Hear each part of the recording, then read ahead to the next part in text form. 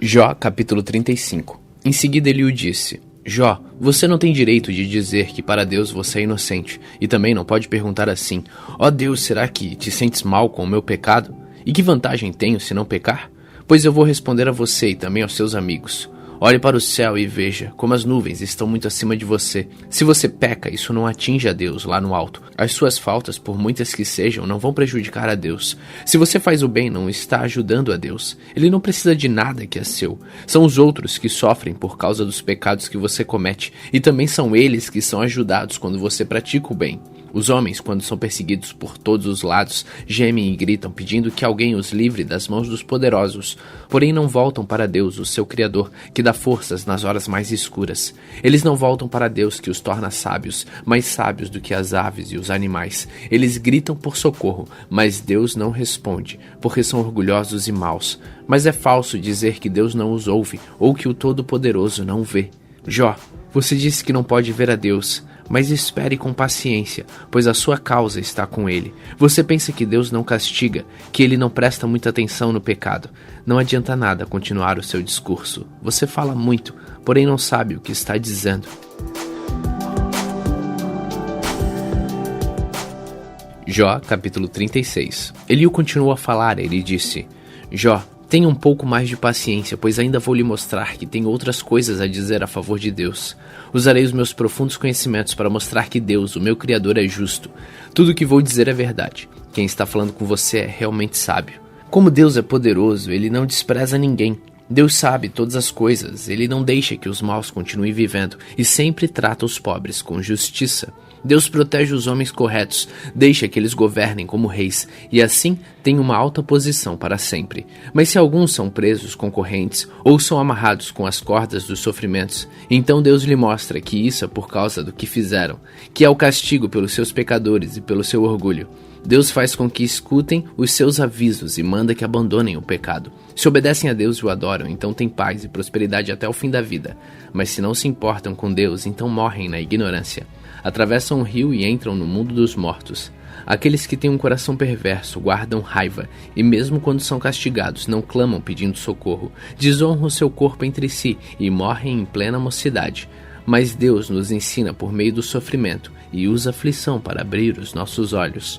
Jó, Deus o livrou dos perigos e o deixou viver em segurança. A sua mesa sempre se comeu do bom e do melhor. Mas você foi julgado e condenado e agora está recebendo o castigo que merece. Cuidado! Não aceite dinheiro para torcer a justiça. Não deixe que as muitas riquezas o seduzam. Não adianta nada gritar pedindo socorro. Todo o seu poder não tem nenhum valor agora. Não fique desejando que chegue a noite em que as nações serão destruídas. Você está sofrendo por causa da sua maldade. Cuidado! Não se volte para ela. Como é grande o poder de Deus, quem é capaz de governar tão bem como ele? Ninguém pode dar ordens a Deus, nem acusá-lo de praticar o mal. O mundo inteiro o louva pelo que ele faz, e você também não esqueça de louvá-lo. Mesmo de longe todos nós vemos e admiramos o que Deus está fazendo. Ele é grande demais para que o possamos conhecer. Nós não podemos calcular quantos anos já viveu. Deus faz com que a água da terra suba para um depósito e depois a transforma em gotas de chuva. As nuvens derramam a água que cai em aguaceiros sobre a terra. Quem entende o movimento das nuvens ou o barulho dos trovões do céu onde Deus mora? Deus espalha relâmpagos em volta de si, mas o fundo do mar continua escuro. É assim que Deus alimenta os povos e lhe dá comidas à vontade. Ele pega o raio com as mãos e manda que atinja o alvo. O gado sente que a tempestade está perto e o trovão avisa que ela vem aí.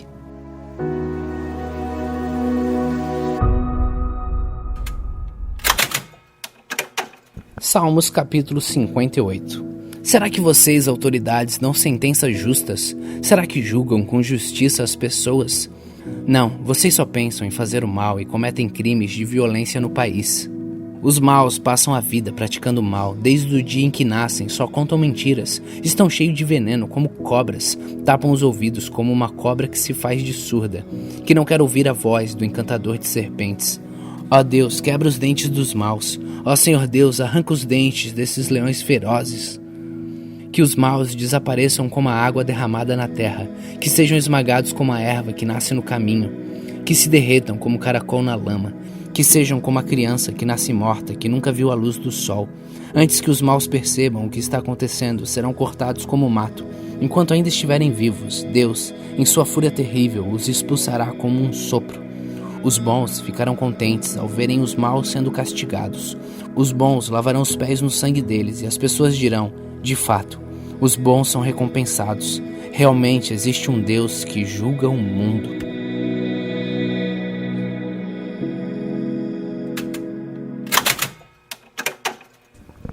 Lucas capítulo 22.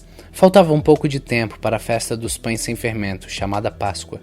O chefe dos sacerdotes e os mestres da lei procuravam um jeito para matar Jesus em segredo, porque tinham medo do povo. Então Satanás entrou em Judas, chamado Iscariotes, que era um dos 12 discípulos. Judas foi falar com o chefe dos sacerdotes, com os oficiais do guarda do templo, para combinar a maneira como ele ia entregar Jesus. Eles ficaram muito contentes e prometeram dar dinheiro a ele. Judas aceitou e começou a procurar uma oportunidade para entregar Jesus a eles, sem que o povo ficasse sabendo. Chegou o dia da festa dos pães sem fermento, dia em que os judeus matavam um carneirinho para comemorar a Páscoa. Então Jesus deu a Pedro e a João a seguinte ordem: vão e preparem para nós um jantar da Páscoa. Eles perguntaram: onde o Senhor quer que a gente prepare o jantar? Jesus respondeu: escutem. Quando entrarem na cidade, um homem carregando um pote de água vai se encontrar com vocês. Sigam esse homem até a casa onde ele entrar e digam ao dono dela: o mestre mandou perguntar a você onde fica a sala em que ele e os seus discípulos vão comer o jantar da Páscoa. Então ele mostrará a vocês uma grande sala mobiliada no andar de cima. Preparem ali o jantar. Os 2 discípulos foram até a cidade, encontraram tudo como Jesus tinha dito. Então prepararam um jantar de Páscoa. Quando chegou a hora, Jesus sentou-se à mesa com os apóstolos e lhes disse: como tenho desejado comer este jantar de Páscoa com vocês antes do meu sofrimento. Pois eu digo a vocês que nunca comerei este jantar até que eu coma o verdadeiro jantar que haverá no reino de Deus. Então Jesus pegou o cálice de vinho e deu graças a Deus e disse: peguem isto e repartam entre vocês, pois eu afirmo a vocês que nunca mais beberei deste vinho até que chegue o reino de Deus. Depois pegou o pão e deu graças a Deus. Em seguida partiu o pão e deu aos apóstolos, dizendo: este é o meu corpo, que é entregue em favor de vocês. Façam isto em memória de mim. Depois do jantar, do mesmo modo, deu a eles o cálice de vinho, dizendo: este cálice é a nova aliança feita por Deus com o seu povo, aliança que é garantida pelo meu sangue, derramado em favor de vocês. Mas vejam, o traidor está aqui sentado comigo à mesa, pois o Filho do Homem vai morrer da maneira como Deus já resolveu. Mas ai daquele que está traindo o Filho do Homem. Então os apóstolos começaram a perguntar uns aos outros quem seria o traidor. Os apóstolos tiveram uma forte discussão sobre qual deles deveria ser considerado o mais importante. Então Jesus disse: os reis deste mundo têm poder sobre o povo e os governadores são chamados de amigos do povo. Mas entre vocês não pode ser assim. Pelo contrário, o mais importante deve ser como o menos importante, e o que manda deve ser como o que é mandado. Quem é o mais importante? É o que está sentado à mesa para comer ou o que está servindo? Claro que é o que está sentado à mesa, mas entre vocês eu sou como aquele que serve. Vocês têm estado sempre comigo nos meus sofrimentos. Por isso, assim como meu pai me deu o direito de governar, eu também dou o mesmo direito a vocês. Vocês vão comer e beber à minha mesa no meu reino e sentarão em tronos para julgar as 12 tribos de Israel. Jesus continuou: Simão, Simão, escute bem. Satanás já conseguiu licença para pôr vocês à prova. Ele vai peneirar vocês como o lavrador peneira o trigo a fim de separá-lo da palha. Mas eu tenho orado por você, Simão, para que não lhe falte fé. E quando você voltar para mim, anime os seus irmãos. Então Pedro disse a Jesus: estou pronto para ser preso e morrer com o Senhor. Então Jesus afirmou: eu digo a você, Pedro, que hoje, antes que o galo cante, você dirá 3 vezes que não me conhece. Depois Jesus perguntou aos discípulos: por acaso faltou a vocês alguma coisa quando eu os enviei sem bolsa, sem sacola e sem sandálias? Não faltou nada, responderam eles. Então Jesus disse: pois agora, quem tem uma bolsa ou uma sacola deve pegá-la, e quem não tem espada deve vender a capa e comprar uma. Pois as escrituras sagradas dizem: ele foi tratado como se fosse um criminoso. Eu afirmo a vocês que isso precisa acontecer comigo, pois o que está escrito ao meu respeito tem de acontecer. Aí os seus discípulos disseram: Senhor, aqui 2 espadas. Basta, respondeu ele.